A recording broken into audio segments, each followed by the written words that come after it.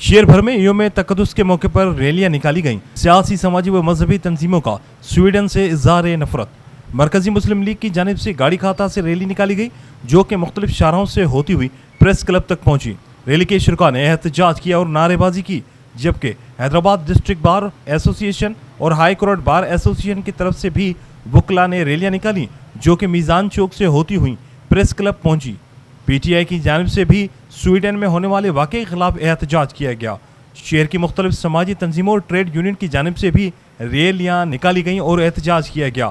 ریلیوں سے مقررین نے خطاب کرتے ہوئے کہا کہ سویڈن حکومت کی امام پر جس طرح قرآن پاک کی بے حرمتی کی گئی، اس سے پوری امت مسلمہ کی دل آزاری ہوئی ہے اور کفار کا گھناؤنا چہرہ بے نقاب ہو گیا ہے۔